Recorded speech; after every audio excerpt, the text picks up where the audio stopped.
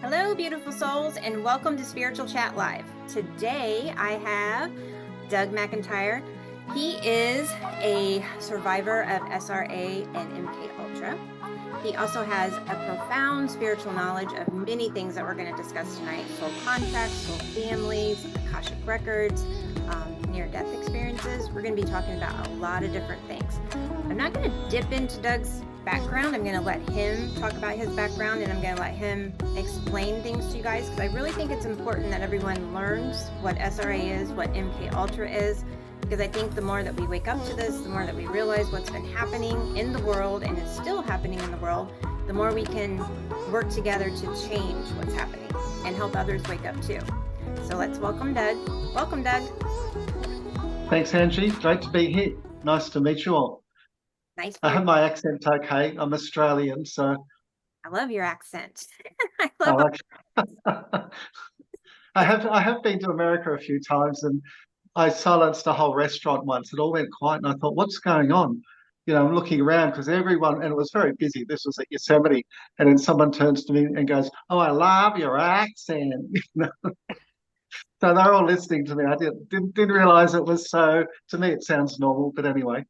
Yeah. Here, we all stop. If somebody has a British accent or Australian or even like Irish or Scottish, we're all like, ooh, let's listen to that for a little bit, because, we hear ourselves talk all the time. So we want to hear you Yeah. guys talk. Yeah, well, I always love coming to America. I'm always very welcomed, and the people are always very, very nice to me. Well, we're very welcoming most places. Yeah, Florida, Florida's very welcoming. So is the South. The South is. I'm from Indiana originally, so I know we're welcoming up there too. So anyway. yeah. Here people are, I think, until they get to know you, they're a bit standoffish. But find Americans are a lot better socially than Australians are. Here once you get to know people, they'll tell you all their deepest, darkest secrets. I don't think Americans are like that. Um, Well, but it's just, when I go yeah. But you places, guys, people tell me their life story so. wherever I go. So Oh, well, okay. Well, maybe things have changed. now I think it's me. I think I have a sign on my forehead that says, "Tell me your life story."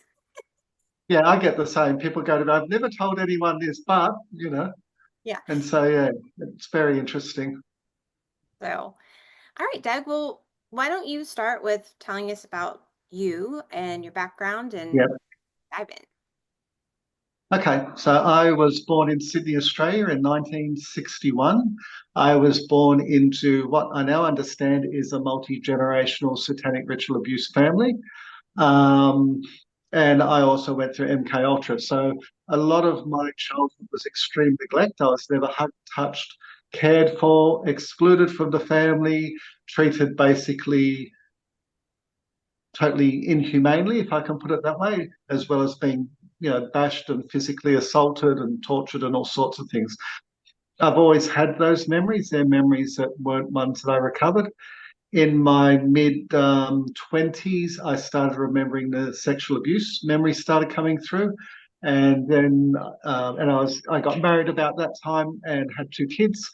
And then when my second child, my daughter, was born when I was 30, I started getting flashbacks to all the ritual abuse memories, which were, quite overwhelming.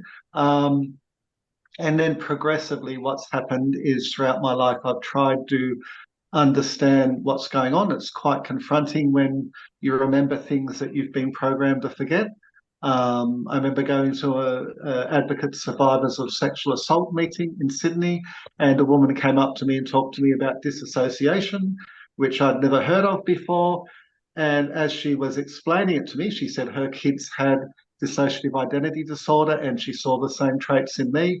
I basically ran from the room, trying not to scream my head off, and ran to the bathroom and almost passed out, threw up, diarrhea, nausea, everything. It was just full on because she connected bits that I'd been programmed not to have connected. Because when you're mind controlled, they put parts of your memories into different parts of your personality. Um, and that was the beginning of a really difficult journey, which has got a lot better. I think it's hardest in the beginning when you go through that, because I mean, for 3 months after that, I felt like I'd gone totally, utterly insane and was hanging by a thread. And, my marriage ended up falling apart and there are all sorts of issues. Um, but, now, I'm really good. I'm still working through memories. My father, who was my main abuser, died last year. I went and saw him in hospital and got assaulted by my brother. So that all ended up in court and everything like that. So I'm still dealing with it, the attacks by my family, poisonings, mail, pets being injured, all those sorts of things. I'm not stopping. I know keep speaking up, but what I've been able to do is not only research my past and start to get factual evidence of what I've been through. I've been able to identify some of the scientists and psychologists who experimented on me, and I was put through, as part of MK Ultra, a lot of experiments to do with television and mind control. So they were using me as a child and other children as well as a way to see how color and animation and different things like that can be used for programming. So one of my main programmers ended up becoming the TV censor for Australia. He worked for the CIA and MK Ultra in Australia and in America, and he wrote a number of scientific papers. As a child, I always had vivid memories of lying in bed for years and closing my eyes at night and wondering why I could see all these patterns just going over and over and over in my head. And, what I've been able to understand now with not just research, but I've met other survivors as well who have become very good friends from Sydney. And I started doing talks in Sydney to locals and starting to meet more people through that who have gone through similar things. So I'm trying to it's like putting a jigsaw puzzle together to understand who you are and what you've gone through when you've been mind controlled. It's just it's like, oh, okay, there's another bit. And so it's quite a journey. It is quite a journey. So is it normal for when the memories to start coming back when you have children? Is that something that normally happens? For men, it is. For women, typically the memories happen when the kids leave home. Like it depends on individuals. A lot of my friends, and you've interviewed Rachel. She's my second cousin. We worked out. So we have a family connection. Max Lowe and different people like they sort of probably remembered in their 20s and 30s like me.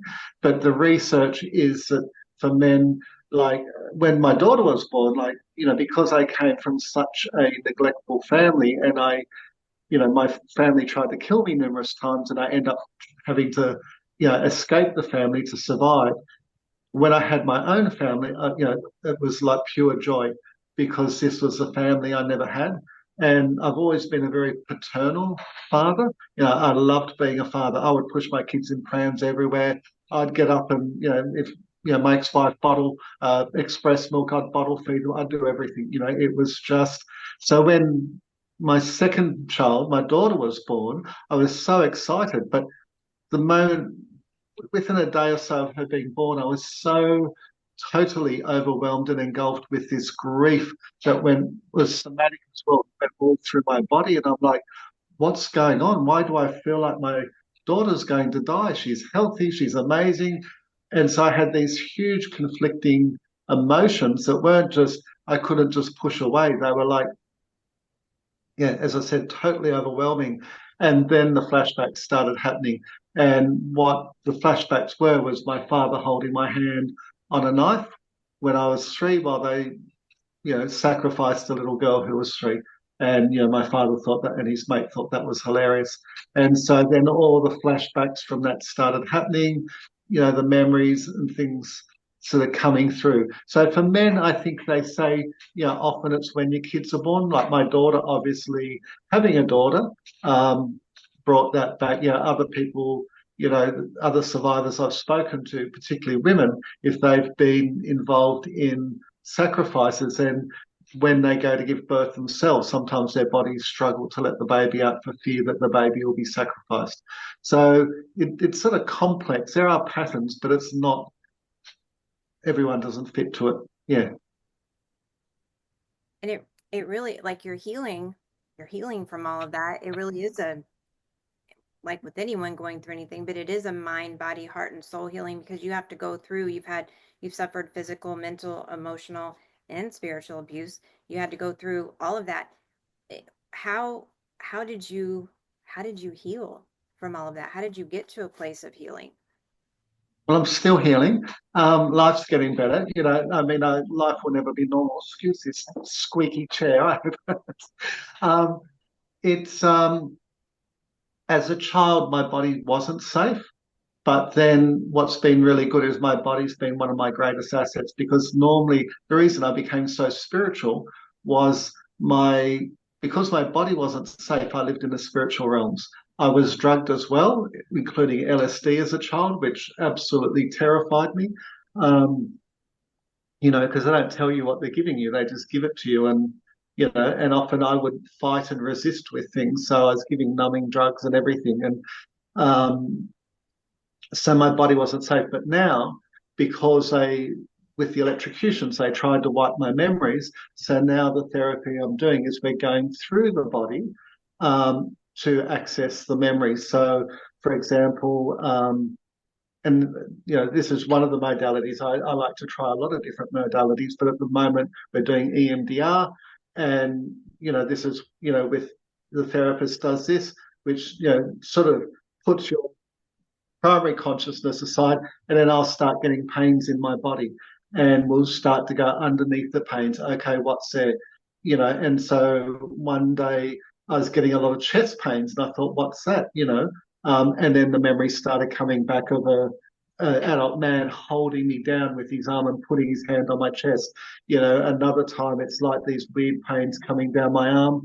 Then it's the flashbacks of them putting needles in me and things like that. So we start to reconstruct the memories that way, which is quite powerful. I mean, sometimes I just sit there, it's like, what the, is going on? Because you know, you're recovering it, but then in the days, weeks, months, even years that follow, my response to stimuli in the world shifts. And so that's why I know the memory is real, because if it wasn't real, I wouldn't shift. So some of my traumas that I've had, I used to have uncontrollable shaking and things like that. Um, they end up disappearing.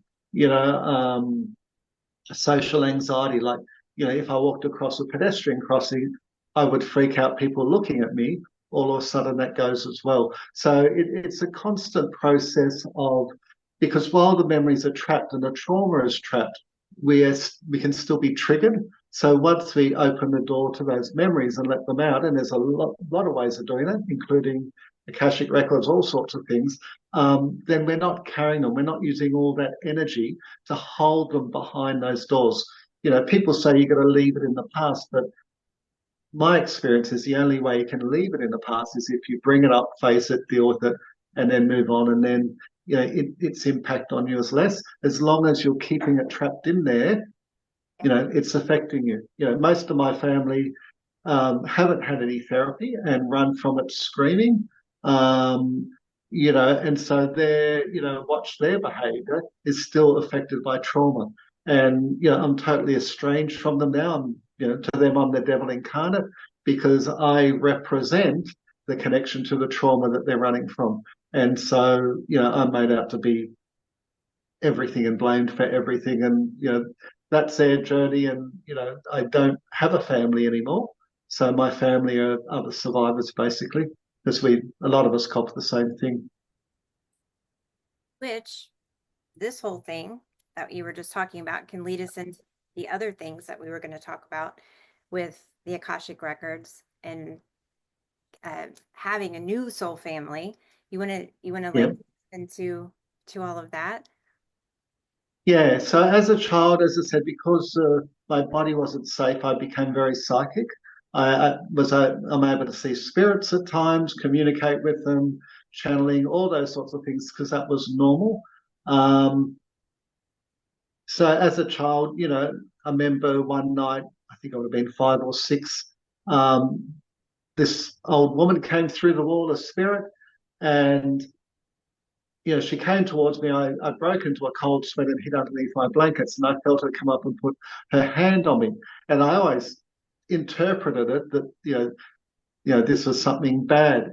And the next morning, I found out that the old lady 2 doors up had died half an hour before that. And when she came through the wall, I could only see her body from the waist up, and she was carrying a cup and saucer. And throughout my childhood, I would always feel her come and put my hand on my shoulder. And as I've healed as an adult, I realised that she, in a sense, was a guardian angel looking out for me. Being a neighbour, she obviously was aware to some level of what was going on in our house at that stage. We lived in these little terrace, what we call here terrace houses or row houses, that were tiny.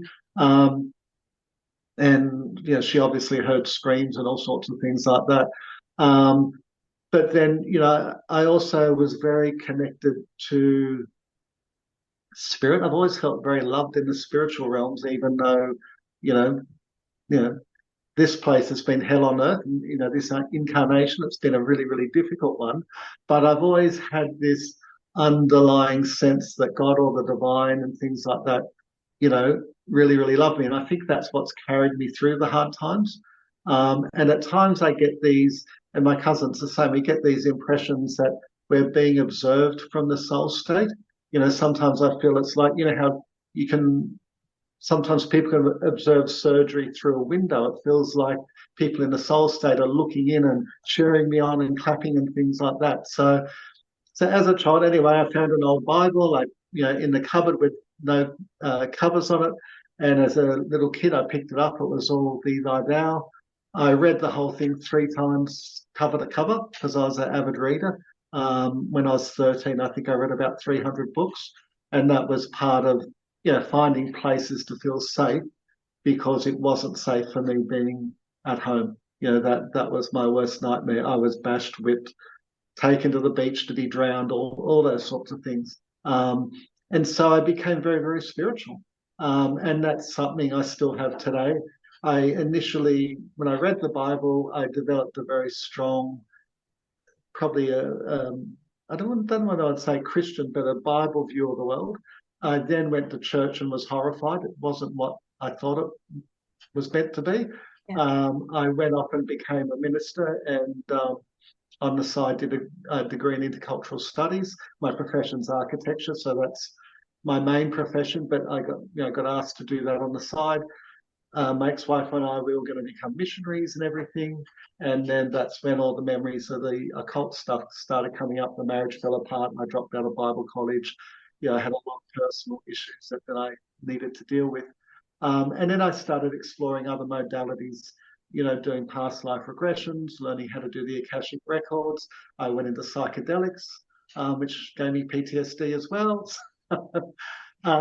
And started learning how to do nature spirits and everything like that. So fast forward to about 10 years ago, I left Sydney, and when my kids left home, and after the divorce, I got shared parenting, which I loved.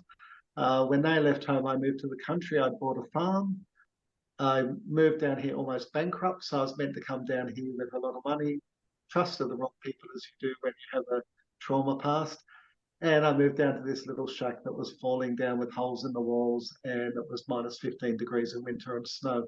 So no water, no electricity, nothing. So I lived in this wilderness thing for about 5 years with a little bit of power just to power my laptop to work and phone. But I reconnected with nature. So all of a sudden I was outside of all the modern conveniences. And, when it got dark, I'd just go to bed. When it got light, I'd get up because I only had candlelight. I had a fire, to keep me warm, a little bit of a gas stove to try and cook food. And I immersed myself back into nature. And I've always been very connected with nature. So I learned how to communicate through some different friends I met down in the country, how to communicate with nature spirits. And so I made agreements with all the different nature spirits, because I started getting chooks and growing my own food and that. And so I'd say to the foxes, if you don't eat my chooks, I won't shoot you. So the very next day, a fox ran in front of the car and I swerved and missed it. And then the fox diva came to me and said, right, now we know that you'll honour your agreement. And they never touched my chooks. The rabbits never ate anything from my garden, even though there were no fences. So the only nature spirit I had issue with were the rats, because we get native rats here. They're quite cute. But after I tried to do an agreement with them, the next day, every pot, cup, utensil in the kitchen had a rat poo in it. So they're the troublemakers. And it progressively got worse, to the point, I got a kitten. I thought the kitten will grow up, be a cat, help keep the rats away. The rats ate the kitten. I came home one day and the pelt was on the floor. So it got to a point where one day I was asleep in bed and I felt something brush my cheek and opened my eyes, and it was the whiskers of a rat, and it's just looking at me like that. So it was war after that. I went to the shop, got the poison blocks, and got rid of them. So anyway, that was a fun journey. But around that time, I was out at the farm with a friend. We'd had a campfire. We'd been talking. He fell asleep, so I went and sat next to the dam. And my guides came to me and they said, "Your life contract's over." And I said, "Well, what do you mean?" And they said, "Well, you preordained that in this exact second, that's when your life contract was going to end." And I thought, I never realized it could end like that. So I'd obviously forgotten about it. And so, I sat next to the dam thinking about it. I walked up on the hill, and because it was just on sunset, I thought, let's do some sun gazing. I got bored. As the sun was going down, I turned around, and as the sun was setting, the moon was rising directly behind me. So it was like in that moment, I got trapped between the sun and the moon, the earth and the sky, the day and the night. And I had all these things happening. I looked at my hand. I don't wear jewelry. And I had a ring on my hand that was a sun moon ring that I bought 30 years ago. And then it ended up being my father's birthday, which was interesting. And there were all these things that just came at that point. So my guide said to me, do you want to stay or do you want to go? And I've had a few times like that where I've been given the option to exit. And I thought about it and I said, no, I'm not ready to leave my kids yet, even though they're adults. And I chose to stay. But then I started getting sick. So, I always had a lot of friends who are very psychic and things like that. And I went to friends who are good in the Akashic Records, even though I was as well. I wanted an independent opinion. And I said to them, what's going on? I'm getting sick. And they said, well, we've gone into the records, because normally you do like a prayer process or a meditation, and then you sit there and access the records and see what you download. And they said, look, your guides are so incredibly loving, but they've said to us, you've got to get a new life contract. If you don't get a new life contract, then you're going to just end up dying. You can't just be here without a contract. So I had a friend who was a psychic, worked full time as a psychic, and he was always telling me about how he was renegotiating his life contract. So I went and sought out people who are experienced in it, learned how to do a new life contract, and basically I thought, my first contract has been one of hardship, trauma, resilience, strength, courage. And so I thought, let's do the complete opposite in terms of, instead of having to fight for everything, I'd like to see what it's like to actually things just, good things to happen just naturally. And it was really interesting because when I sat down and I made that contract and I went back to my guides and, negotiated it and talked to them about it, and I do that intuitively, it was like hopping out of a river that was flowing in one direction and hopping into a river flowing in the other direction. So all of a sudden, instead of attracting trauma and drama and, narcissists and people like that, all of a sudden things started, getting better and better and better. It didn't just happen overnight. It was a progression. I still had family issues. And then I think in 2 or 3 years after that, I was hopping in the car, and I have a lot of my stuff when I'm driving as well, because I think my consciousness is in, drive mode. So my subconscious comes through. I was about to hit and hop in the car, and my guide said to me, enough's enough. We need to change the soul group. And I'd just gone through a period where family had come into the house, they'd poisoned the food. I'd got really ill. My housemate had got really ill as well. It was another episode. Animals were being killed and all those sorts of things.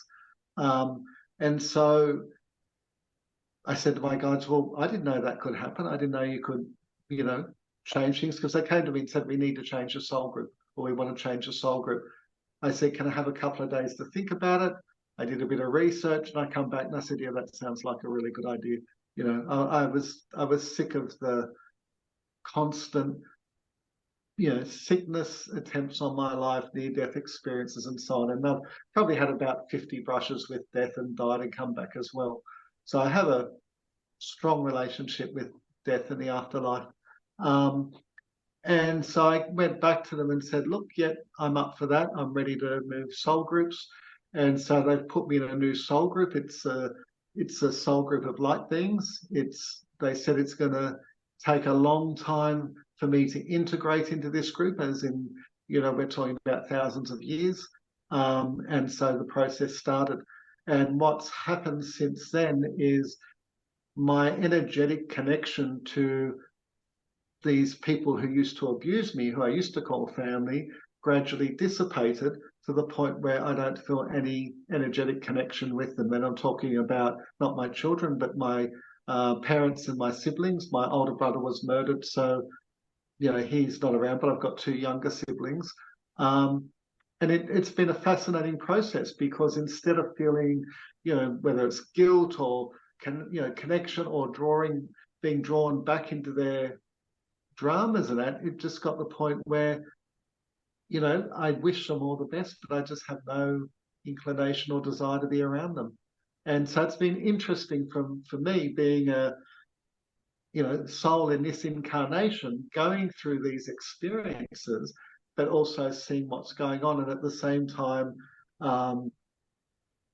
watching, energetically how things are shifting. Just before I changed my soul group, as part of my work, I've been, went to this big house to measure it up, for a client, and my guides came to me and said to me, "This is your new house."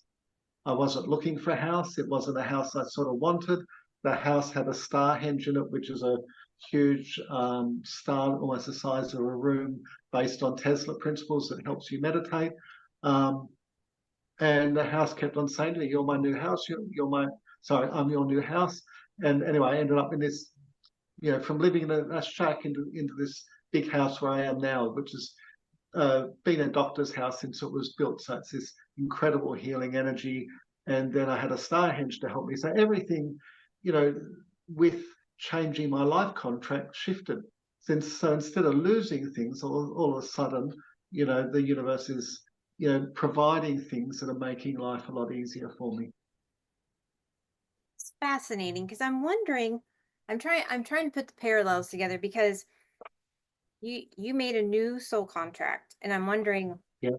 is this kind of the same thing as like when someone does intense soul work on themselves, where they remove themselves from everyone, they go in, they do that intense soul work where they face truths about themselves and other people in their lives, other situations, they heal from all of that, and you do, in a way, you do get a new soul contract. You remove things that no longer serve you. A lot of times you remove family members, you remove situations, you change jobs, you do all. It sounds, is it similar, or is it It's not? similar, but it's not the same. So what you're describing is, my belief and understanding is, before we come into this life, we do a contract of what we're coming here to learn. So what happened with me is that contract was completed. My guides told me I'd done a really good job at it, and that was gone. That was over. So it was no longer about meeting any of the requirements of that contract. So that contract was now null and void because it's complete. So that contract no longer affects me, because that's now dealt with and it's done and it's a pass. So I had to come in and agree to a new contract, and then put the hard work into what sort of contract I wanted and what I wanted to learn from now on. So it got the point where it's like, it doesn't matter how much I'm learning or not learning. It's just, okay, contract over, new contract beginning.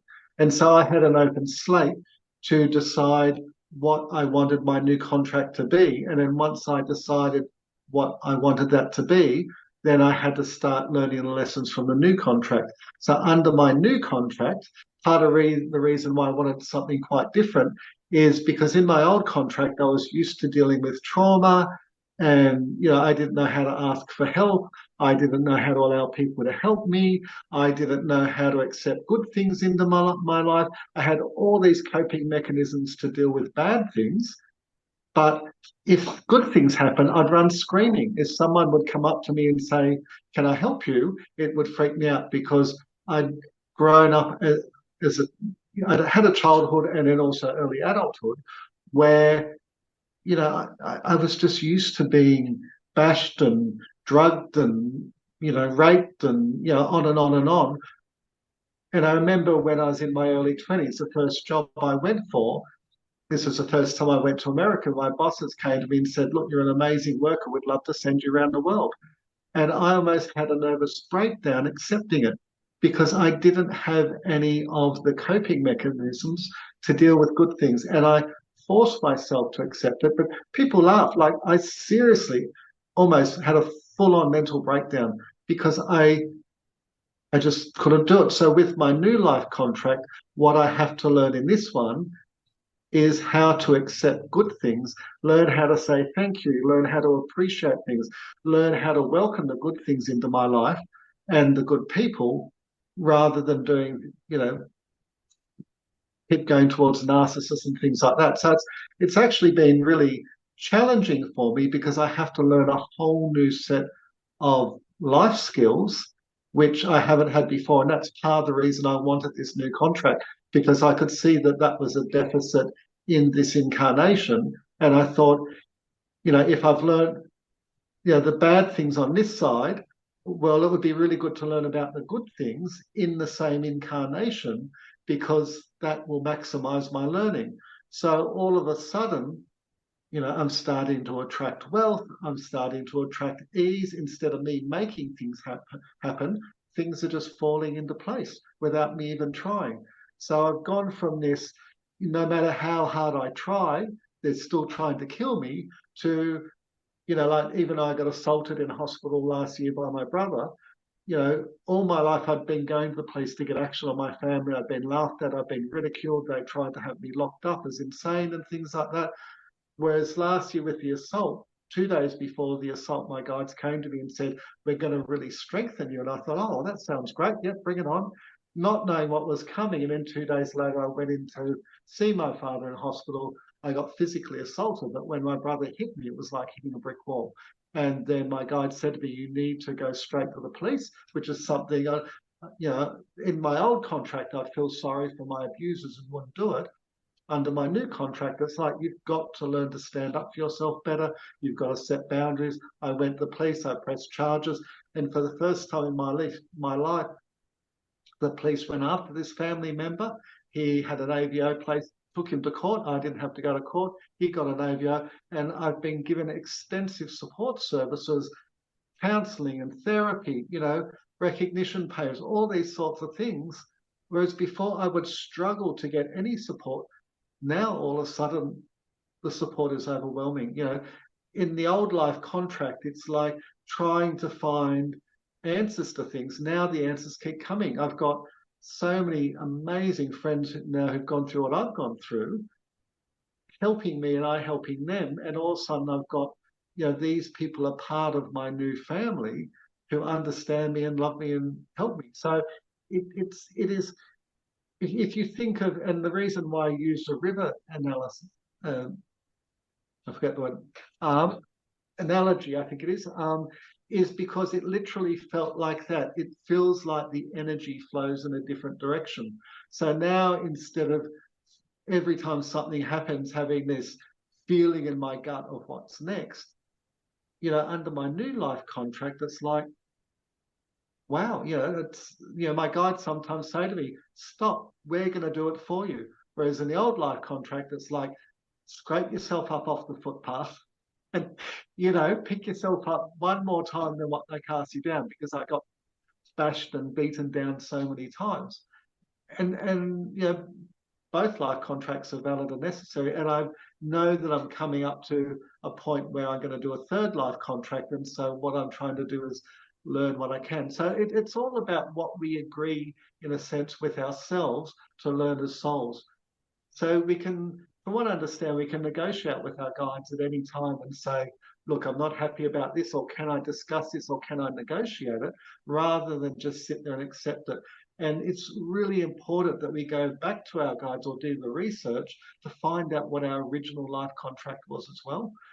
For me, a big part of it was coming in, breaking the intergenerational cycle of incest, trauma, and abuse that was in the bloodline I came into. But now, my sense is that I won't be coming back here at least for 3 lifetimes, and so I'm now on a different trajectory. And because my new soul group are light beings, it's sort of like I feel a little bit less human every day, in a good way, not in a bad way, but it's like the things that interest me are becoming more and more of a lighter and energetic nature, simply because of what I've agreed for my life contract. So, what I'm trying to say is it's critically important that we're very clear with our words and what we agree to in the soul space. I find this fascinating. I'm sitting here thinking, because I know there's going to be people in here as well as people watching this that are going to have so many questions. So I'm trying to think, when I was asking you about the healing, because I know people are going to say, well, I've done the healing work. Why don't I have a new contract, or do I have a new contract? So it's the fact of talking to your guides and finding out how you can, Yep. redo your contract or get a new contract. So you're going to have a third contract in this lifetime? Yeah, so that's what I've been told. And I've got to agree to this as well. And look, I'm in agreement, and I'm just sort of monitoring it. I'm trying to learn about life contracts. So I'll research it, look for books, go online, try and meet people who are experienced at it. My friend who was always arguing about his life contract came to me one day and he said, "Look," he goes, "my guides have told me because I won't stop arguing, I've got to come back to this earth again for another lifetime to learn more lessons." So it's all about what we're learning.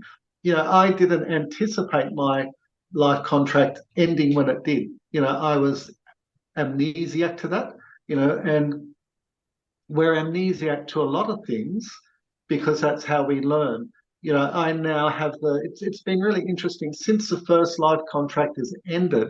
It's like it's created this protective barrier for me for the second contract, because we come into life, we have a contract. It's that contract is a way that we attract different experiences to ourselves, but because that's severed, it's like it feels sometimes there's this impenetrable wall that the people in the first life contract who tried to attack me can't get through anymore, because I'm now on a contract that doesn't include them. It's not that they don't try and things like that, but sometimes I wake up and I think, why do I feel so bulletproof at the moment? Whereas, I used to feel so vulnerable. The things they put me through as a child were just, without going into the gory details, it was just, they would intentionally break me every way that they could possibly, over and over again. They would hold me down, and when I would resist, they would drug me into submission, and then the drugs would wear off, and it would just be going on and on and on until they felt they had broken any sense of resistance in me. But thankfully, on a soul level, they didn't break that. But yeah, so it's, for me, that's why I think I'm more acutely aware of these things, because of the level of trauma I've gone through. But I'd say to people, the important thing is to, I mean, one book I've brought, I don't know if people have seen Michael Newton's books. There's that there. Yeah, he's done a series of 3. So he was a psychologist who was an atheist who started taking people under hypnotherapy, and they kept on regressing into past lives. And so he documented everything. And they, for me, keep me stable when I have days where I'm like, getting anxious or feeling a bit, I read them, and it helps center me and bring me back to, okay, there's an overarching thing here. Yeah, there's a lot of really bad stuff going on in the world, but is that just in this simulation? And then when we die, we go back to the above simulation, or, the overarching contract. But I'd encourage people to research, to, do whatever modalities that they're comfortable with, whether it's or uncomfortable if it gets through blockages, to try and understand who they are, to remember who they are, because that's so important. Because, as I said, we forget from about the age of 6 who we are and why we came here, and the reason for that is so we learn more. But as we go on in life, we can always connect with our guides. I mean, I went off in 2018. All my life, I'd wanted to do psychedelics. It was shut door, shut door, shut door, shut door all the time.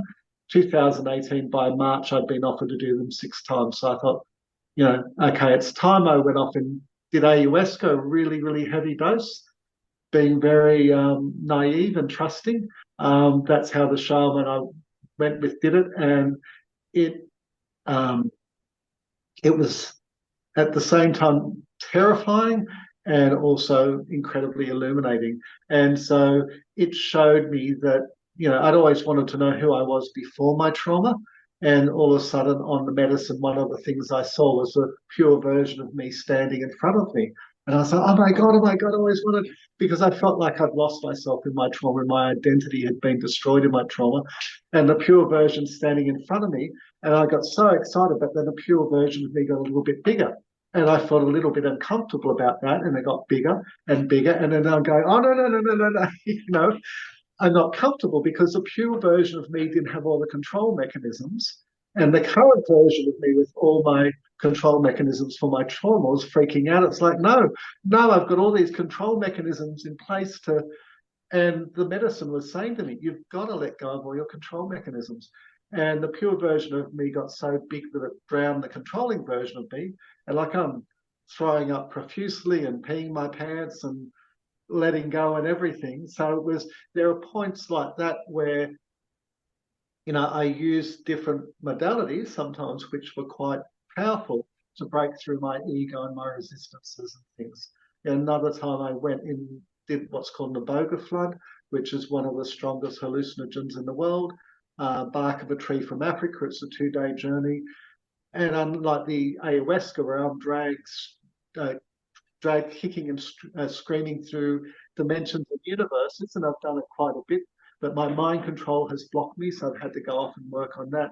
Whereas on the iboga, it was profound. It was a whole different energy, a masculine medicine rather than feminine, and anything I didn't like, I could swipe out of my head.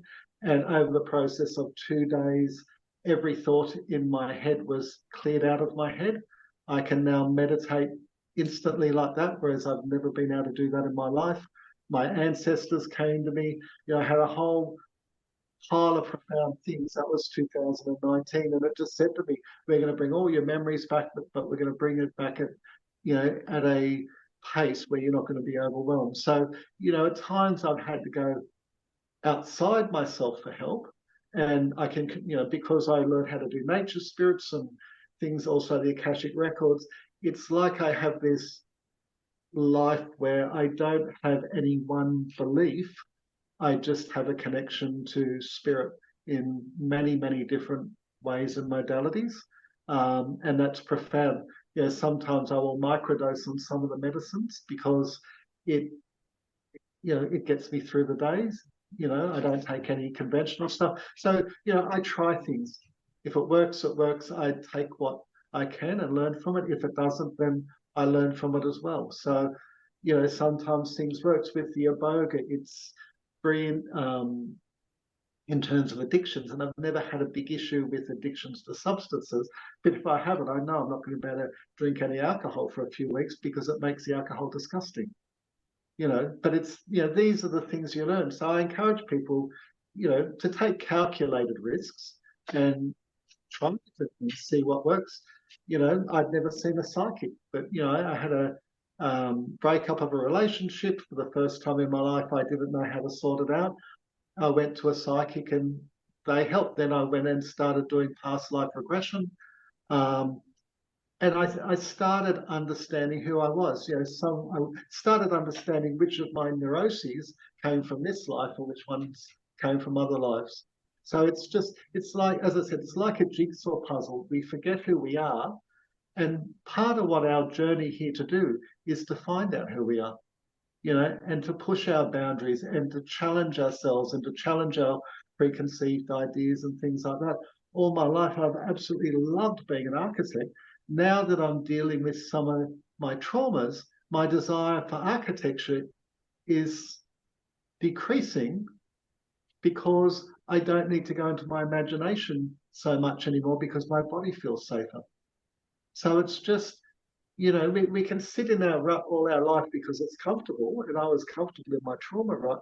But if we start to step outside, this is a planet of courage. We've got to be brave. If we step outside, challenge ourselves, allow ourselves to see ourselves in a different way, that's how we learn.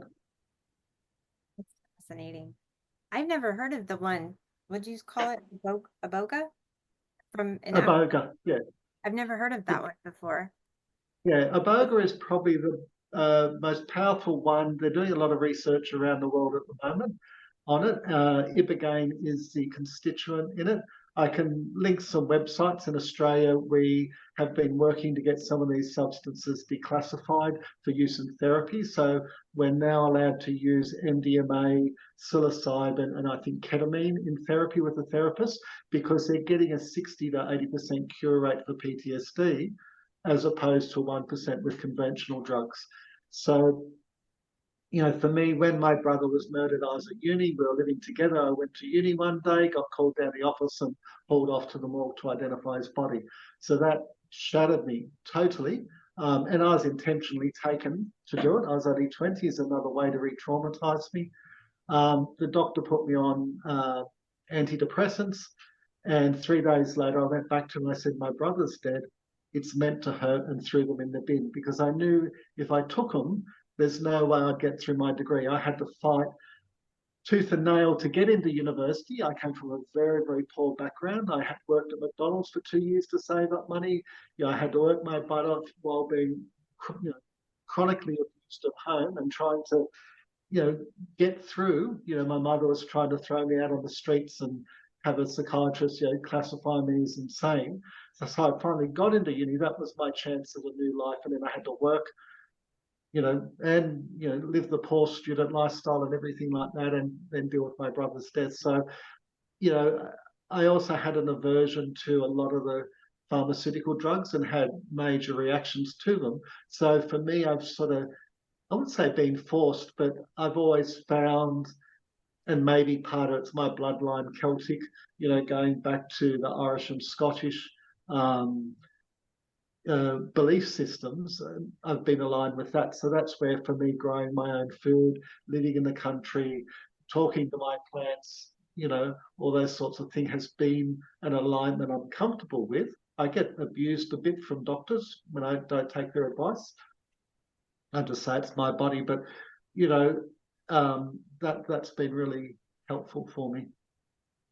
I think you're amazing, Doug. You've been through so much in this life and everything that you have done and you've fought and I mean, I'm just sitting here. I'm at a loss for words. I'm not gonna lie. I'm at a loss for words because no wonder you have a new soul contract and then you're gonna get a new one because you're blowing through everything. Because we do Yeah. make a soul contract before we come here, but I don't think most of us, and maybe because you said your second soul contract is like you say your soul family is like for the next 1,000 years. So Probably, I think they said it'll take about 4,000 years for me to integrate. And this is what I sense intuitively. And it's been very gradual. And they say if I go too quick, I'll blow all my circuits. So at different times, and at times I'll say things that I don't like, and, I'll have my huff and puff and stamp my feet and, go away and then come back. And when I'll calm down, I'll listen to them. I've had a incredibly intuitive life. And sometimes I say to my guides, please, please, can you let me make some decisions sometimes?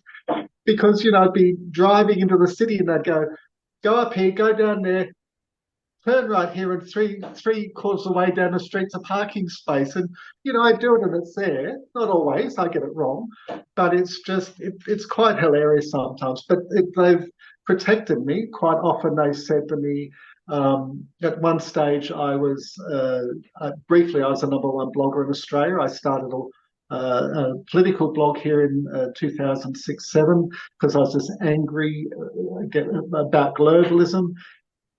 It took off. As I said, it became huge. The government then tried to take me out. I was in Tasmania having a break, going down there just to do some work, and I got hit by a stun gun through the intelligence agencies, had a heart attack and started dying. So, I'm sitting at my desk, blacking out, massive chest pains, and again, I'm going to my guides, no, no, no, I'm not ready, please, no, no, no, no. I could see, I was aware something was going on. The security gate where I was staying was broken. Then they had tradesmen working outside, my apartment. I was checking out that day and I managed to get to the bus stop because I decided not to have a car that week. And then the agents kept on going around the block monitoring me.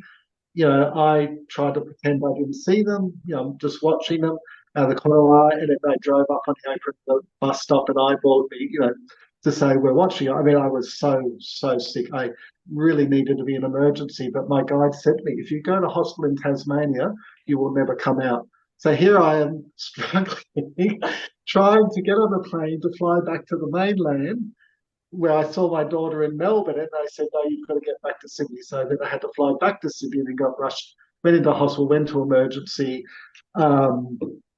was in there. They let me go home. I had to come back for a coronary angiogram. When they took my blood in the morning, I dropped dead in front of them.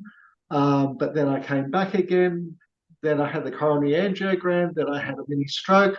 And so it was, I just, I have a life where if I don't deal with things, I know I'm gone. So I can't, I do make excuses at times, but it's like I can't make excuses for long because the level of trauma I've gone through means I have to face things and I have to keep facing them. So I've got very good at facing them. I've got very good at people hating me, of people being jealous of me, of all sorts of things. It's just like release them with blessing, but focus on what I need to do and just keep moving ahead. And so it's a fascinating journey. It hasn't been easy. And, even at the moment, going in and recovering the memories that I've blocked out has been absolutely brutal. Some days after a session with my therapist, I just think, how am I going to process this? How am I going to deal with it? But I do. And so it's worth it. And look, I've got a lot of people around me, or had a lot of people around me over the years who I love and adore to bits, but they don't want to deal with their trauma. And it's their broken records going over and over and over and over again. And I can't learn their lessons for them. All I can do is learn my own lessons. And then as I do so, things change. And, I feel I've done really well, all things considered, and my guides really encourage me on that. I feel the fact that I've had this inner knowing that I'm loved is been, I don't know whether I'd call that not a cheat, but it's a huge advantage to know that even in your darkest moment that you come from love and to love you will return. And I think we all have that. But to have that through my darkest periods is what stopped me. Even at Christmas, the last Christmas that just went by, different things happened where I was really triggered, and I almost committed suicide. And I'm not like that normally, but things happened that put me in a point where I was no longer safe with myself. And so, I still have ongoing challenges, and I have to face them. And that really, really scared me because I didn't think, I've had probably a couple of other points in my life where I've got to that point. I've been that low where, another time I hopped in the car to drive down and throw myself off the cliffs because the sheriff turned up at the door to repossess my house and things like that. And the police pulled me over for speeding. And I just said to the police officer, I'm sorry, I'm just having a really bad day. And he was screaming and yelling at me and furious because obviously he'd been behind me for a while. And I wasn't in my head. I was in my trauma. And he's ready to write tickets and everything like that. And I just said, look, I'm just having a really bad day. And he just stopped. went totally calm. His anger disappeared, and he just said, "Don't do it again," and turned around and walked off. And that's all I needed. I turned the car around and went home. And I faced my financial issues, and it took me a few years, but I got through them. So life's messy. Yeah, life is very messy. I'm really glad that you didn't go through with that at Christmas time. Christmas time is a big trigger for a lot of people. I mean, there's a lot of You people know, that the holidays are big triggers, but I'm sure, well, I'm not sure. I know the holidays are big SRA times, with yeah. Well, as a kid, birthdays, Christmases were when we were abused the most. We cried the most. You know, my mother would delight in giving my siblings presents in front of me, and well, I got nothing and all this sort of stuff, and on and on. But at Christmas, I thought I was going to be okay. I planned it, and then let's just say, people close to me bailed at the last moment, so I sat at home alone. And I didn't feel like calling anyone up, and just that abandonment, those abandonment issues got triggered, which was the universe saying I needed to deal with it. I don't want to hurt myself or self-harm, but I do know that, I because of my trauma, I do have vulnerabilities. But so part of my with therapy, what we did with the EMDR is we sat there and I went back into that feeling of abandonment. Um, and I had a look at what was under it, and what was under it was absolutely brutal. It was a process where, as a child, they would suffocate me till I stopped breathing and resuscitate me, and do that over and over again as a way to do the trauma-based mind control. And as I faced that and dealt with that, that sense of abandonment has dissipated. It's not totally dealt with yet, but we're facing it. We're dealing with it. So I've got to be brave. Sometimes I sit there and I think I don't want to go to therapy today. I'm feeling so, But it's like, don't hop in the car, drive there, do it. You'll be fine. And if you're not, you now know how to ask for help. So I'm good at facing things, but it's hard when people around you who you love just because of fear, keep making excuses. And for me, the hardest ones were the first ones. As you go along on the journey, you become better and better and better at it. Most often now I'm going, oh yeah, I'll do this or that. At Christmas, it was hard because I got to a point where I didn't feel safe with myself in the house, and I had to keep distracting myself. And, it was like, if you get to this point, you have to go to the hospital and admit yourself. And thankfully, I didn't get to that point. So since COVID, I don't trust hospitals anyway. Um, so it was just, yeah, it's a bit of a roller coaster. But for me, things are getting better. I feel good about the future. But like all of us, we got things to face. And I think if we can face them, I mean, I mumble and stumble and fall my way through sometimes. I make a huge mess, but I just have an agreement with myself not to give up. I think a lot of us have that agreement. I know I do.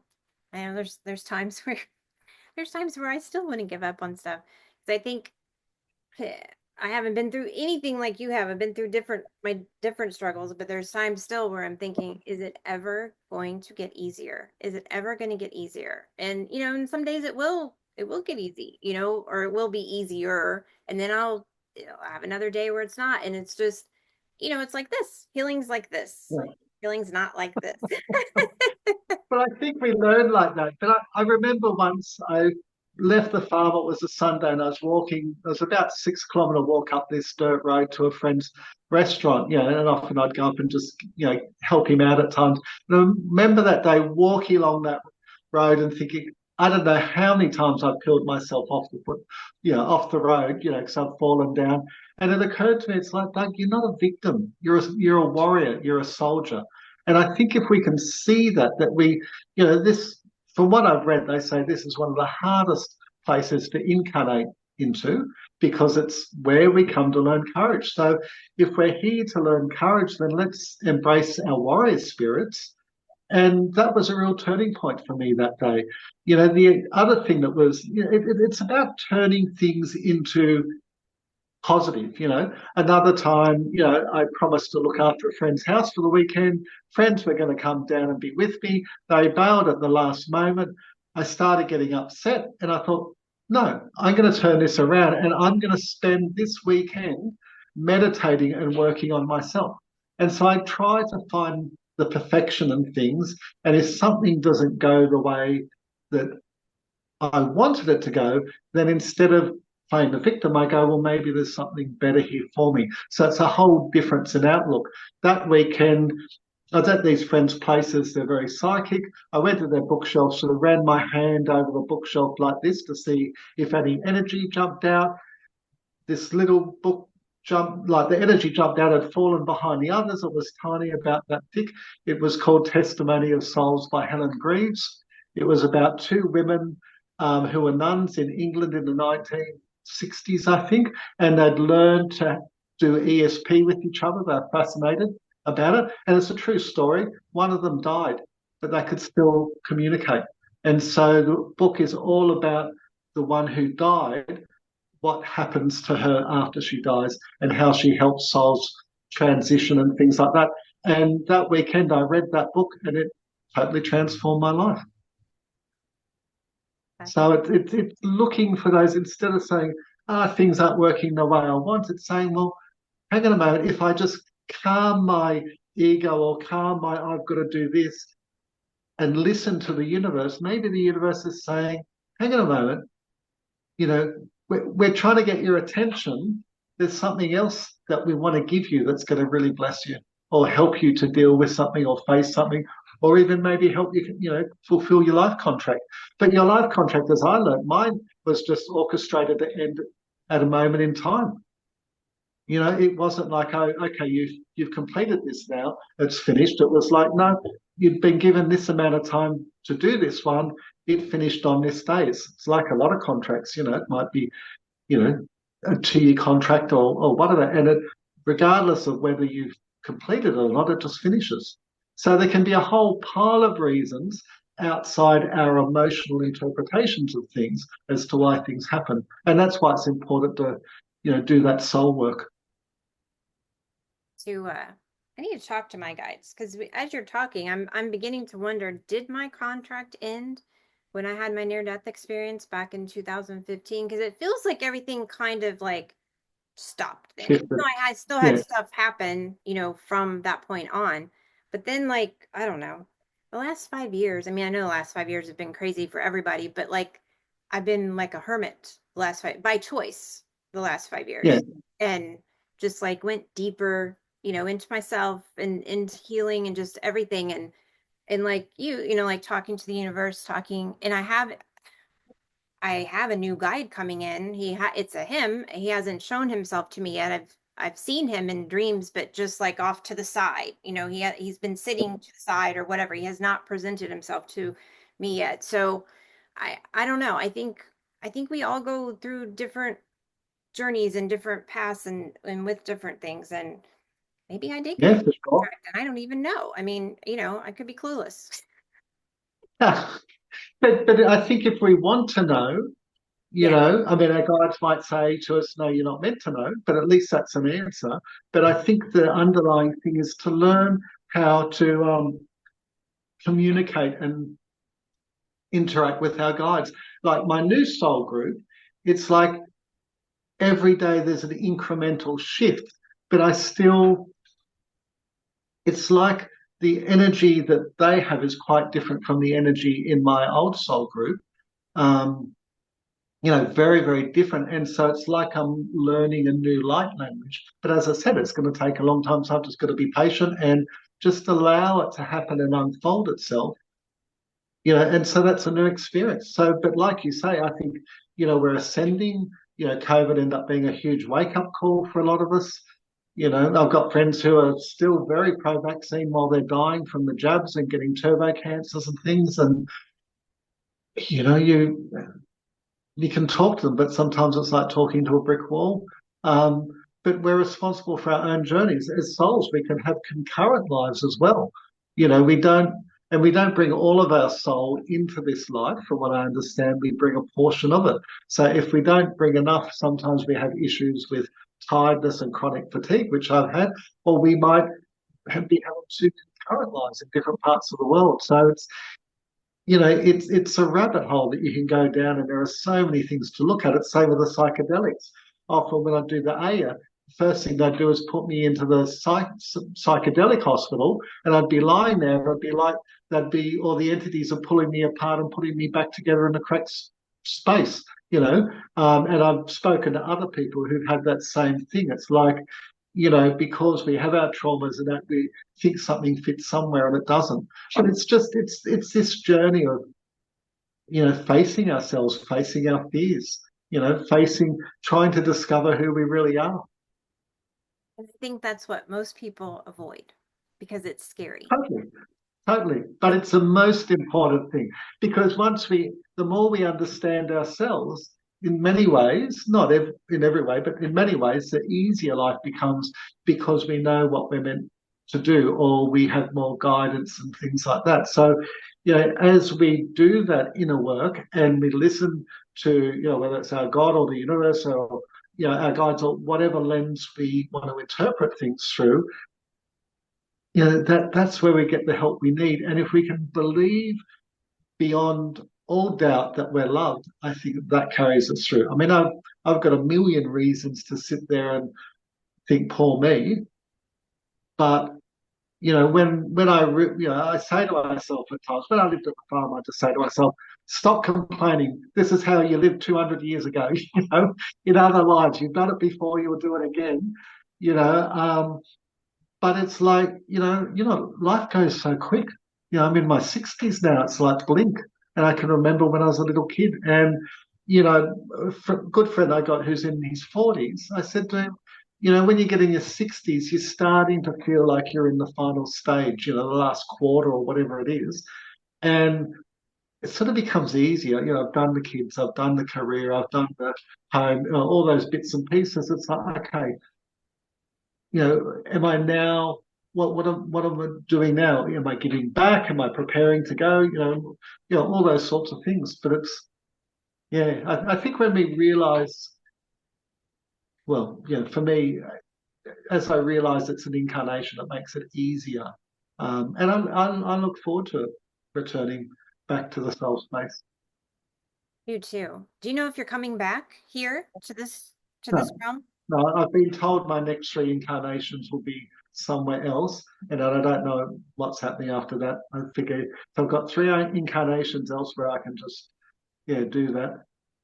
I feel like this is my last time here. I've felt it for a long time. I don't feel like I'm coming back here. I've said I don't want to come back here. Well, it's hard. A lot of people don't want to come back because, as I said, at times it's brutal, it's painful, it hurts. You've got to learn independence. You've got to learn how to be self-reliant. You've got to learn how to be resilient. You know, and when we're in the soul state and we're enveloped in all that perfect love, we can just relax and enjoy it. Yeah. But we don't learn all these other skills. And we agreed to come here. That's the thing. As much That's as what I you keep want to remembering. jump up and I down. agreed. I agreed to come Yeah. here. Are you serious? I agreed to this.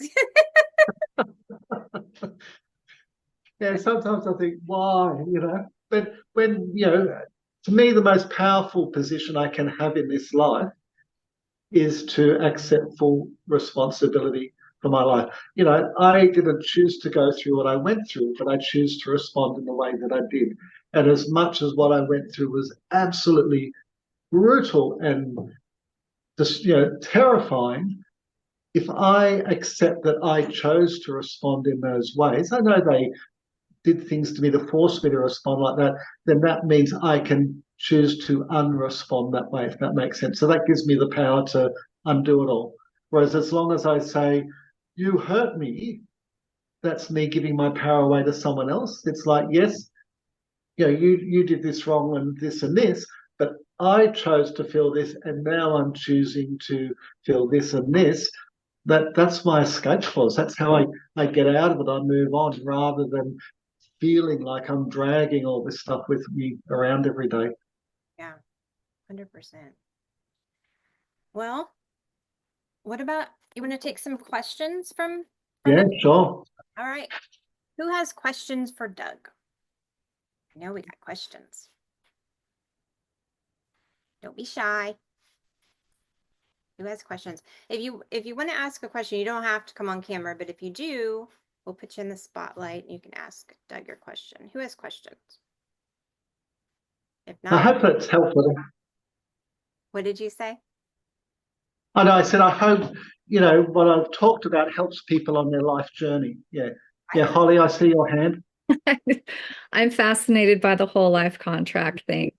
Um, I just, for those of us who don't have like a daily dialogue with our spirit guides, which I wish I did, and I'm working on it, but I'm not there yet.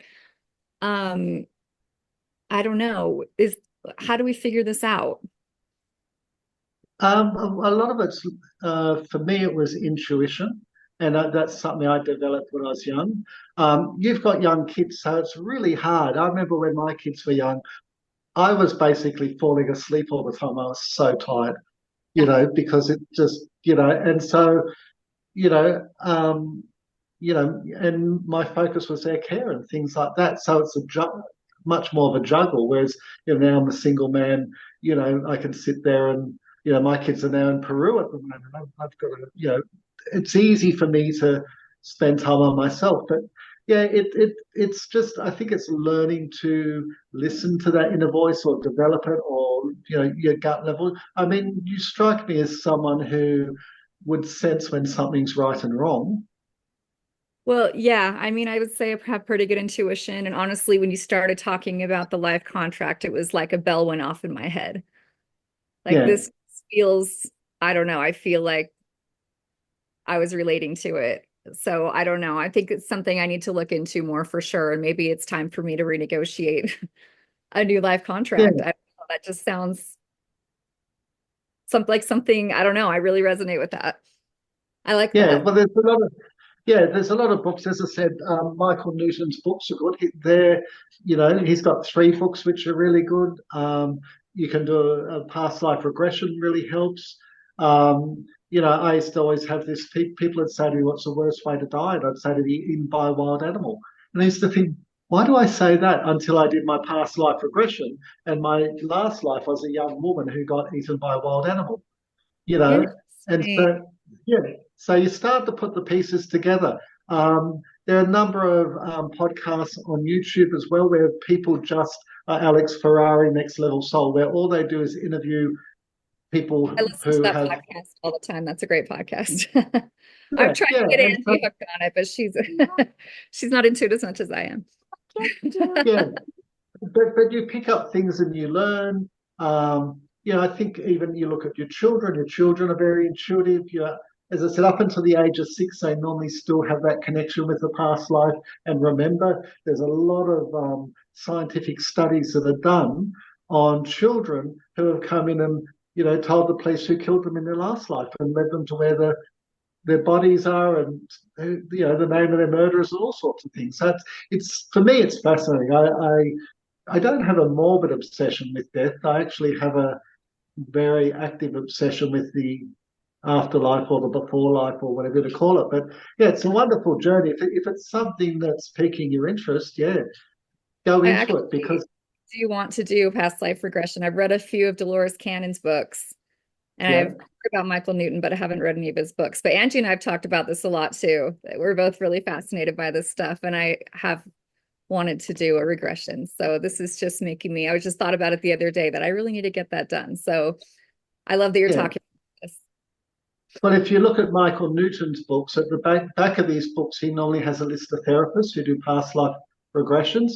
And that's how I got the lady who I did my one with. And then I also went back in what was called a life between life regression, where I went back to the soul state. And with my old soul group, we were actually humanoid beings with dragonfly wings on a different planet altogether. So, and I didn't expect that, but it was quite interesting. With my past life regression, mother from my previous soul group was my daughter in another life, and that made a lot of sense as to how we related, the way we related, and so on. So it's all these things I find you try them, they give you a deeper and deeper understanding of not only who you are, but why you're here and what you're here to learn. Okay, great. Yeah, well, I'm going to do that. Thanks so much. That's all right. And it looks like Addie has a question. I see Addie. Let me remove. Hi, hello, Doug. I'm so Hi. happy to meet you. When I started getting into Survivor's testimony, I stumbled across you, Rachel, and Max's testimony. So I watched all of them, and they were so powerful. And I want to thank you, first of all, for sharing your story. It has always touched me so deeply. And, how should I put it? So you are the only male survivor who, when you share your story, I don't feel like you don't need to be macho when you're telling your story. No. So you you always like touch really, really deep like places in my heart, because when guys do it, they often downplay their own traumas, and I see it all the time. So I would like to ask you the question, like, there are people who come to me for readings and stuff, and they, especially guys, they're always downplaying their trauma, right? And you cannot really tell them to do certain things because they don't understand. So what would you suggest that I can tell them so that they'll be more in touch with themselves or their traumas? I don't know how to put it. So. I think men have got to learn to just be authentic. That's what I try and be. Is whenever I talk, I just try and be myself, because if people like me or don't like me, that's their decision, not mine, and I'm okay with either of it. So it's just, I think if I can be authentic and just who I am, and I know I'm changing as time goes along. Sometimes the whole bravado macho thing is a cover for insecurity. And so for a lot of guys, if they're feeling unsafe or vulnerable, they may do it like that.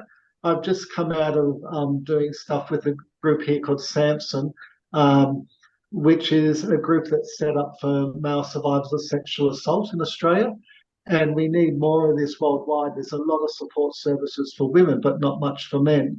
And I did an 8-week course, with a group of other guys, 8 of us in the group. And it was really interesting. All the guys had been sexually abused. I found it incredibly triggering because, as you say, most of the people I know who've spoken up are women or who are dealing with it. And every guy in that group had PTSD. No matter how non-traumatic their sexual abuse was, it affected all of them. And I think we need more of these support services. And I'm talking to different people who have got qualifications as to seeing if we can start getting more set up around the world in America and other countries, so that guys are starting to get the help they need, because often we don't get it. We're told to just toughen up and shove it down and all this sort of stuff. I have a uncanny thing of meeting men who have been through trauma and then who will say things to me. And I've also I remember going up to a young man once and saying, who I didn't know, I said, look, tell me to piss off if you want. But I said, have you been through this, and this, sexual abuse? And he just looked at me, because by looking at him, I could tell in his body language what he'd been through. And in about 5 minutes, I was able to speak to him about things that would help him. I think 6 months later, by chance, we crossed paths again. He ran up to me, threw his arms around me, and was a totally different person. So, I think if we can get the support services out there for men, for them to start to help. A lot of them go into drugs and addiction and things like that. But I think we're getting there. Like when I started in working, I'd go into building sites and you'd say to guys, how's your day? And they'd just grunt at you. Whereas I know in Australia, you go to a building site now and the plumber will be telling you about Zen meditation, and the carpenter's telling you about, some other spiritual modality and things like that. So shifts are happening, but it's really important, I think, for men, as you're seeing so often, that they don't have the resources to help, and to help them process and face what they're going through. So yeah, I think it's a matter of more resources. And it's a matter of them just feeling safe too. Yeah, sometimes they just don't want to accept that there has been like a significant trauma, and they reach out for help only if they think they need it, but most of the time they don't think they need it. Like it's kind of convoluted, and I'm just like trying to figure out how to encourage more men to share their traumas. Well, I think for men, it's a societal thing of that if you acknowledge that you've got pain, that you're weak. So it's this, we're meant to be brave all the time, and so it's trying to create a space where they feel okay to be vulnerable. And it can happen, but I think it takes time. I mean, with the men that you talk to, are they just one off, or do they come to see you for ongoing? So I just started, so I have like my own brother. I'm doing this with my own brother, and he has like Yep. significant trouble in opening up. Okay, I'm his sister. He can't tell me everything, so I can understand. But just to Yeah. recognize that there's like significant trauma is like difficult for him. Yeah, because it's too confronting, too threatening. When I first started therapy, in my early 20s after my brother died, I couldn't even talk about my problems. It took me about a year of psychotherapy to learn how to actually talk about myself, because I found it so confronting. And so that's what I'm saying. It's a process. It takes time. I've spent 40 years trying to get to the point that I'm at now. As I said, it gets better as time goes along. But particularly in the beginning, when guys are even just starting to acknowledge or admit to it, yeah, it's really different, because we have all these social norms that, men, women are allowed to sit there and support each other, but men are meant to be, clam it all down and just deal with it. But it doesn't work. We're a lot more alike than, what we're told. Yes, that's true. Thank you so So much. that's all right. So it's all I can say is it takes time, and it's that ongoing process of them feeling safe with themselves and safe with their emotions, and getting to a point where they're not worried about what other people think as well. But it hurts. As I said, I've got friends who have gone through trauma, women and men, and they just won't go near it. You see all the dysfunctions in their life, but they won't go near it because it's too painful. And so that's where, the bravery comes in. We have to have that courage and to say, yeah, it's painful, and it's okay to feel the pain and to face the pain. So what I try and do with mine when it's painful is I try and sit with the pain, and I've got used to doing that. But in the beginning, when you're not used to doing that, it's, our bodies and our psyches are designed to protect us, and that's why we have that. With the psychedelic medicines, where they're using them in therapy, what they actually do, and this might help a lot of men, is the psychedelics calm the amygdala, and the amygdala is our fight-flight response. So, for example, I've done MDMA therapy where I will sit down, I will take a medium dose of MDMA, and there are guides online for doing this, and people need to look at the legalities of where they live.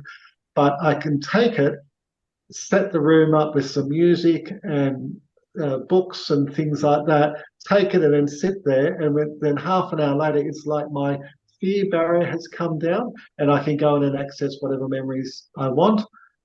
You can do the same with psilocybin, and I think I haven't done ketamine, but I understand they do it as well. So it's not a strong enough dose to go and hallucinate, but it's a strong enough dose to take that fear barrier down so that you can go into your trauma, bypass the PTSD and start to deal with the memories.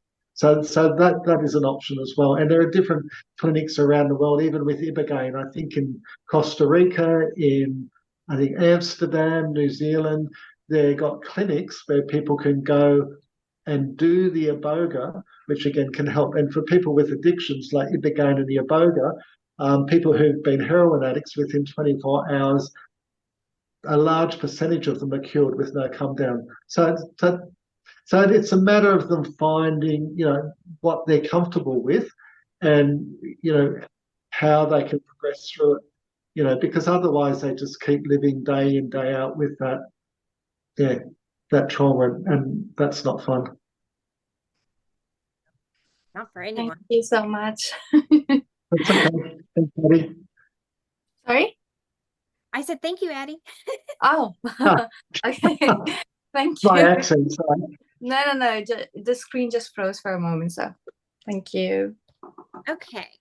In the chat, Kim has made some comments, and I'm going to read them, and then we're going to bring her on. Are you going to come on camera, Kim? Hello?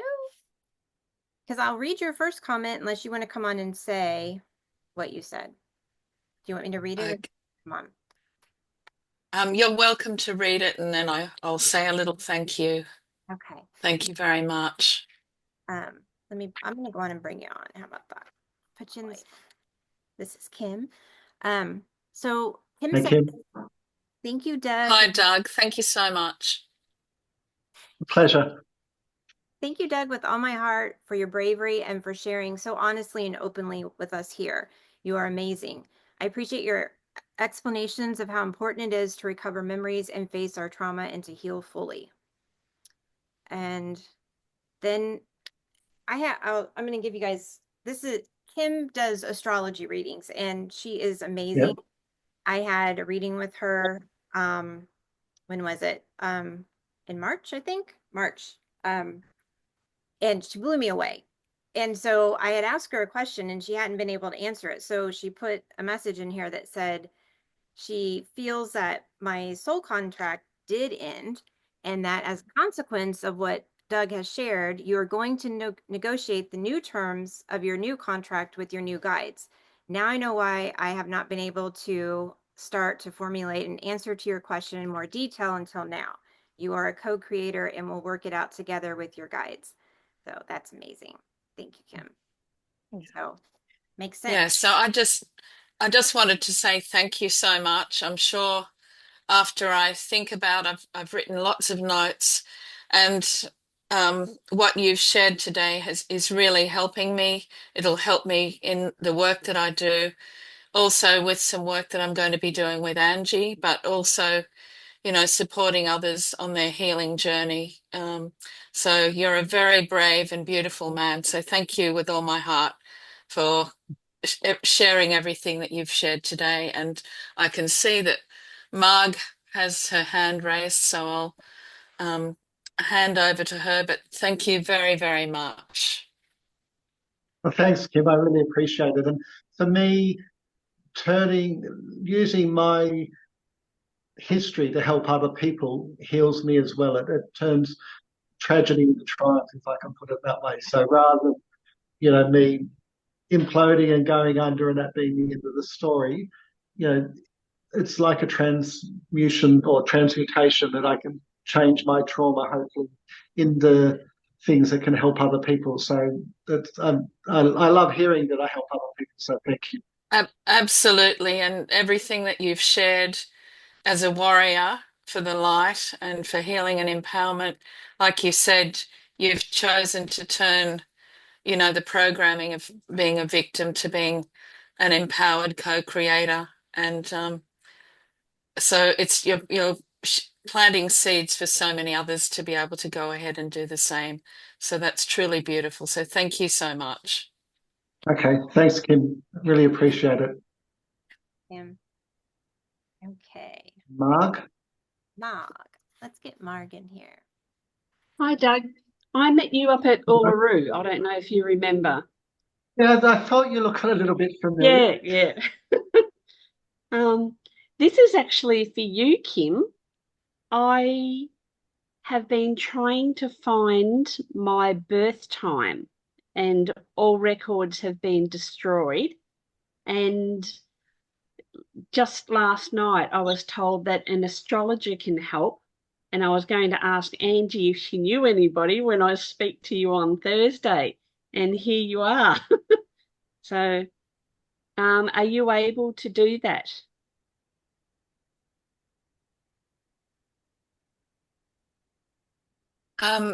Thank you so much for asking. Yes, I've worked with quite a lot of people doing that. So just asking you a few questions, then often I can work out where the main planets would sit in your chart. So then I can work backwards to work out what your birth time would have been. So Okay, I did ask, yeah, my mum at one stage, and she said, "Oh, look, there were so many of you, I can't remember." And then I asked all of my sisters, and they had no idea. So no, I'll well, get your information from Angie, I can and put something into the chat if you have a look there, and yeah, you're okay, welcome to that'd get be in great. touch, and I'd be honored to do that. Oh, Thank thank you. you very much. Put your information in the YouTube channel too, Kim. If anybody wants an astrology reading. Thank you so very much. Thank you. That's beautiful. You're welcome. Do you have any questions for Doug, Mark?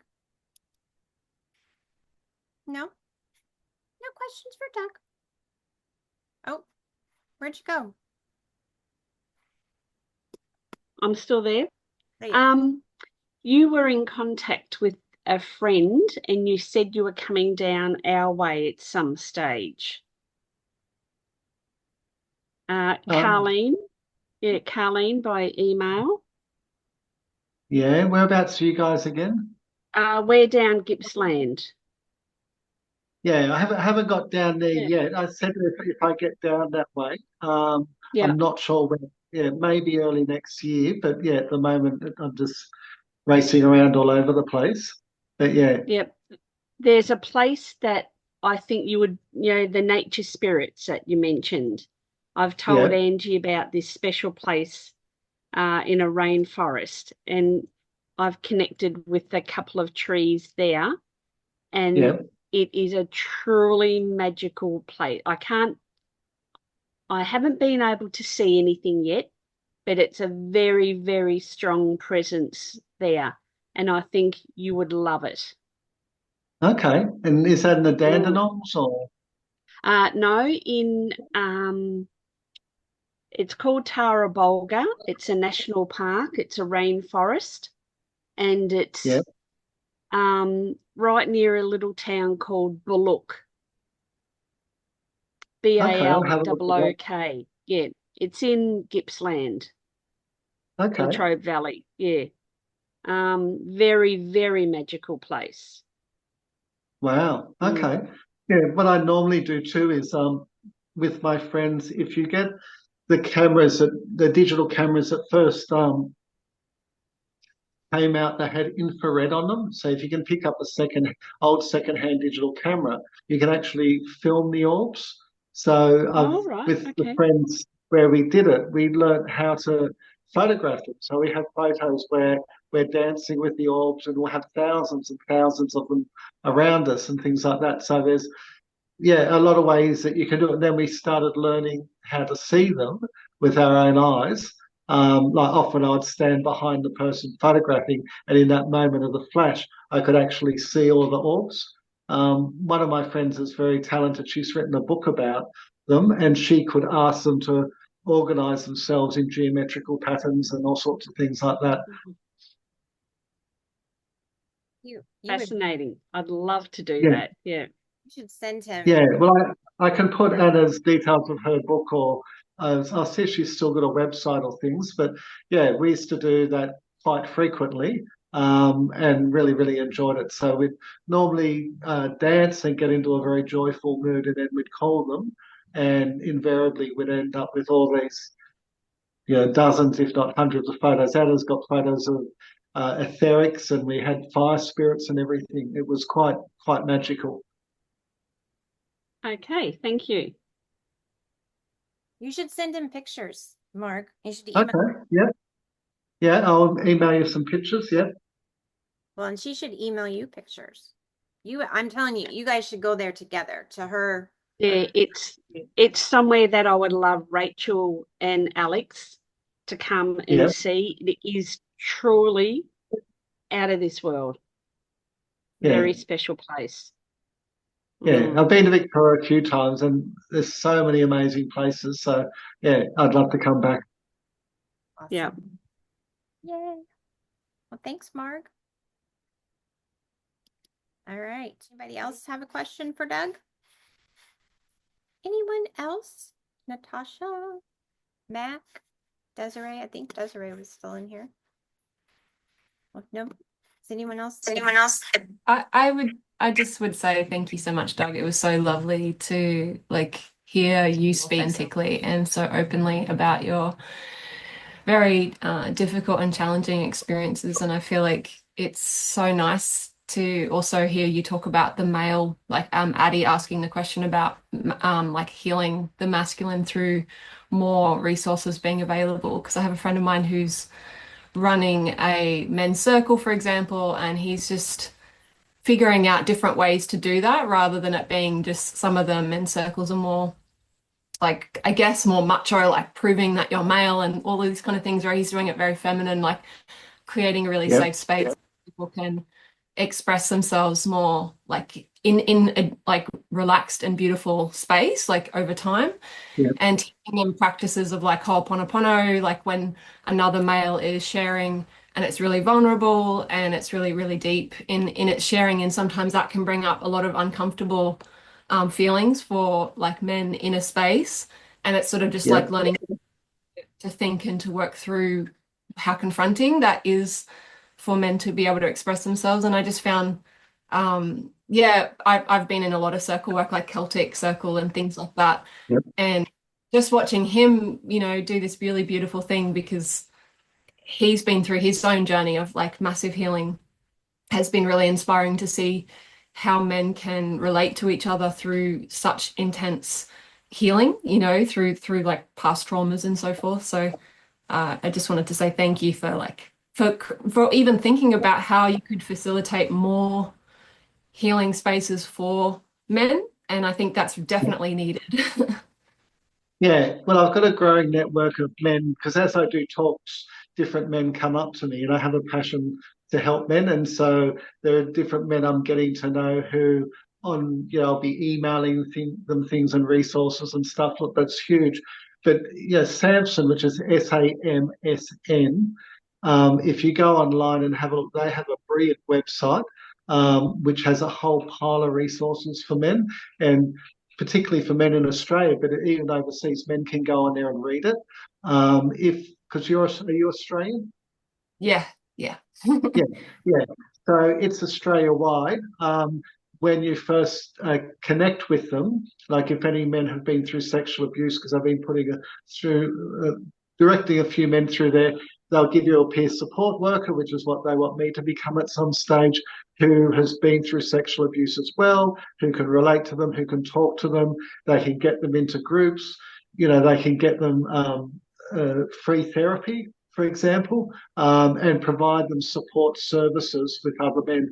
So when I did my group, it was really, with the other men, it was really confronting because I could see myself in so many of them, but so many of them were so broken, and for some of them, they've only just started their memories, and, it's quite a journey. Samson, I think, have helped about 1,000 men so far. But I think there's a huge need, but it's an incredible resource. You can go on the website and they discuss a lot of the really good relevant issues that are there. And I'm not sure if other countries are doing this as well. And that's where, talking to other people, it's looking whether we can set that up, because, as each of us heals, the world grows stronger. Yeah, absolutely. They thank you so much for sharing that resource as well, because I was thinking, like, what are other resources that he could have to support his community and like his center? And there's so many different. It's almost like everything needs to come into a unity in terms of that understanding and then healing, and also feminine, need to heal. Like females need to heal the masculine, masculine need to heal the feminine. We're all sharing this journey together. So males, in terms of the cultural reference of a masculine like male is in some ways like boxed into a certain sort of perspective, but they're also healing the feminine and they're also healing the masculine. So we're all doing this together. So it needs to be something that is more integrated in our day-to-day lives, I feel. Yeah, and I think you'll find that, the thing I love about past life regression is often we change genders in different lives and roles and how we relate to different people. But also for men who've been through sexual abuse, it really affects their ideas of sexuality, and things like that. And that can be a nightmare. I had one friend who was, by the third time he got, raped by other men, he just accepted that that was his lot in life. And, that's what he was meant to do. Another man I know who just accepted because he'd been raped that he was meant to be a woman. So there are certain belief systems that all of us, men and women, take on. But as I said, as souls, we often change from male to female anyway. So we have feminine sides and masculine sides. And you correctly say we've got to heal all of ourselves, not just part of ourselves or the part that we feel is socially acceptable or that we've got to fit into a certain paradigm. I've met men who, when you first meet them, they'll talk in a really deep voice and all this bravado. And then as you get to know them, all of a sudden they drop back into their normal self rather than their, acceptable self, if I can put it that way. So it's all happening. But Samson have a lot of great resources. I'll see if I can find more of other ones around the world. I mean, for women, there's a huge amount of resources, which is brilliant. We've just, we've got to catch up, and I think, as men deal with their trauma, because male sexual assault is really, really underreported. I've been sexually abused by both men and women. And when some men find out that I've been abused by women, they say, well, didn't you enjoy it? And it was like, no, because it was non-consensual and I was a child, so I didn't want to be sexualized anyway. And so there's a lot of these topics there that don't get talked about, and a lot of men don't want to be acknowledge that they've been raped and things like that. A few of the guys I've met in recent weeks in Sydney, who've come to me and talked to me about what they've been through. As little boys, they've gone to the public toilets and end up, having their heads bashed against the wall and all sorts of things happening to them. So I've gone through some really, really horrific stuff, but we need to create the environment where, they know that they're going to be supported on their journey of healing, instead of being mocked or laughed at or told just to shove it down, because that doesn't work. So it's happening, but I think, the more men that can heal, the better. And, a lot of women have been sexually abused, and I think as men come out and start to acknowledge it and how it's impacted them, I think we'll also find there's a lot more commonality and we can help each other a lot more too. Yeah, absolutely. I was, what you were saying was really resonating in that a lot of even spiritual courses or things that I've studied, it's mostly women. And then you see these really beautiful men that are there. And there's, I've even been to courses where there might be like 100 people and there might be like 3 males in that 100 people. But it's really amazing when you get to see them because you get to communicate with them and see their perspective and the way they're processing, for example, the course. And I just would love to see more and more males like stepping into their space where they're able to really like hold that their energy, which is what we really need. As I think female energy really needs the male really needs the female. We need each other to balance this whole field of what's kind of unfolding on Earth, I guess, at this time and through the many lifetimes that you mentioned. We have different genders and things. We all need these experiences. And growing up, I grew up in the Solomon Islands, and when I came to Australia at 6 years old, like I was really aware that the energy was completely different from where I'd come from. And I mostly related to like boys. Like I mostly had friends that were boys. So like I was always running around being really wild. And I think when I was that age, like girls were like, why is she hanging out? Why is she like with this big crowd of boys playing sports or doing this? And I just felt like it was so much easier to be myself around that energy, in this culture, especially because it was a complete cultural shock. And like even one of my birthday parties, I think I had 22 boys and no girls. And I was thinking, like, I didn't even really question that. And when I look around, I kind of think like it'd be really nice to see more integration in terms of the cultural a reference of healing within that space and spiritual practices and like psychics and healers. And I've been to quite a lot of amazing psychics that are males, and they're just incredible with the way in which they can recall information. It's kind of very different in their practice, you know, sometimes, not saying that male or female are like separate, but just in terms of the way that the information can be recalled or the way that the information can be communicated. You get so many different things from that information in a different way than what you do sometimes from the feminine. So it's, yeah, I'm just really excited to see more men step into who they truly are and their soul path, you know. Yeah, and other cultures, you know, it takes a village to bring up a child, you know, whereas here, you know, my childhood, I was cut off from other people. We didn't have visitors in the home and things like that. I've got a very dear friend, he's Nigerian and he's now an Australian citizen, and we're tossing around the idea of doing a podcast.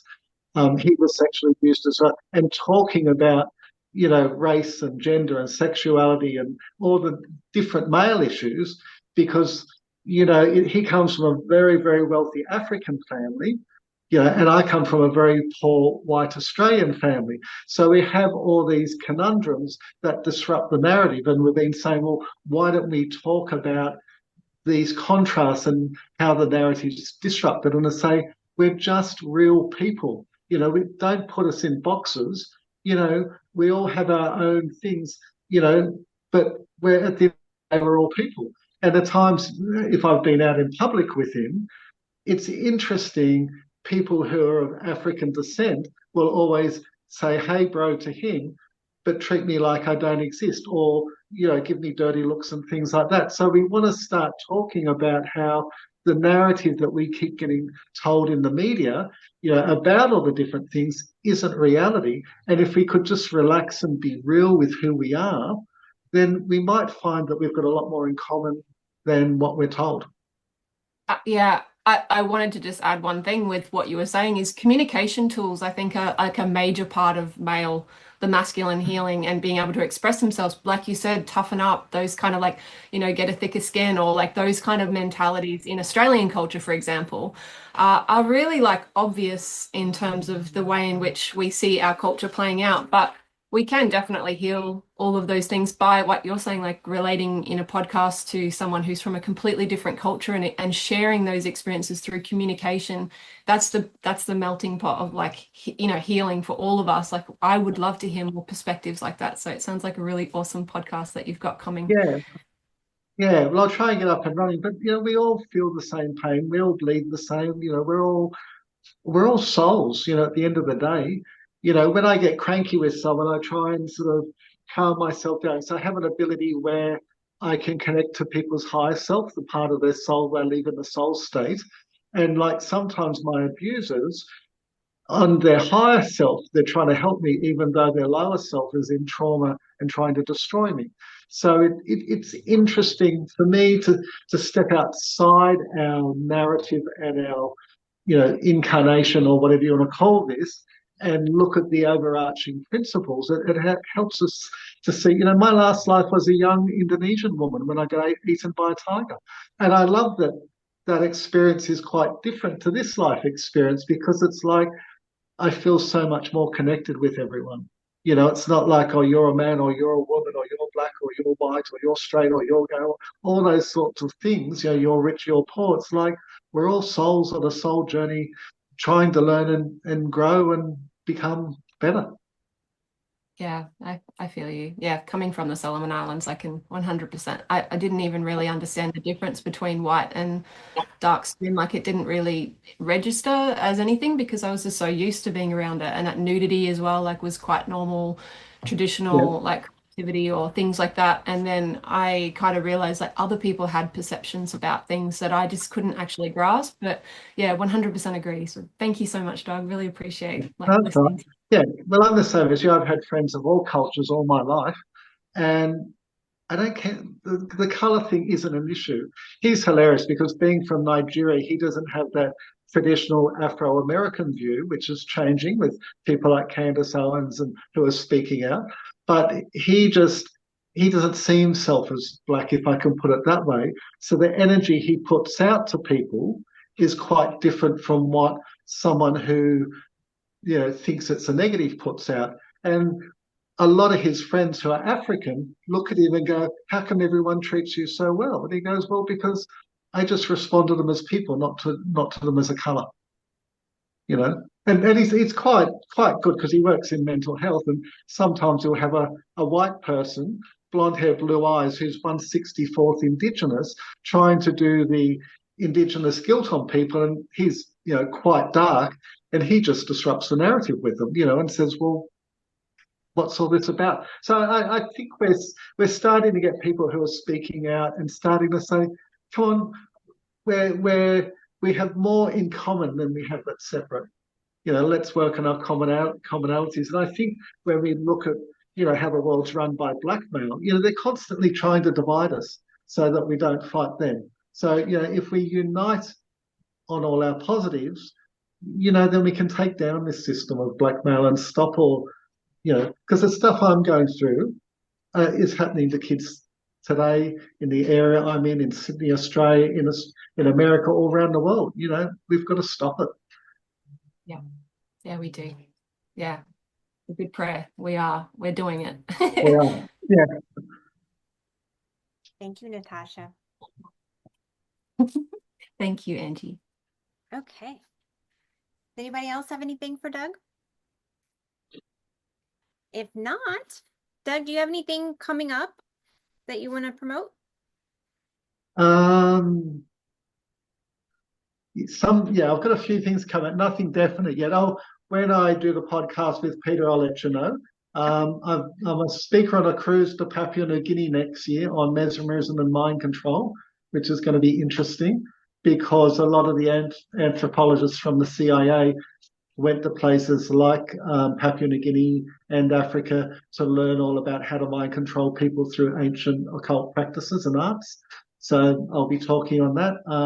I've got to get my book out. Everyone keeps telling me I've got to, do that. So, but nothing immediately as yet. But yeah, once I get this podcast with Peter, I'll let people know, because we're wanting something that's really good for men to listen to, and women as well. I think women will find it amazing, but particularly start to target men, especially men who've been through sexual abuse, because there's such a need and a void there. I think it'll be really good.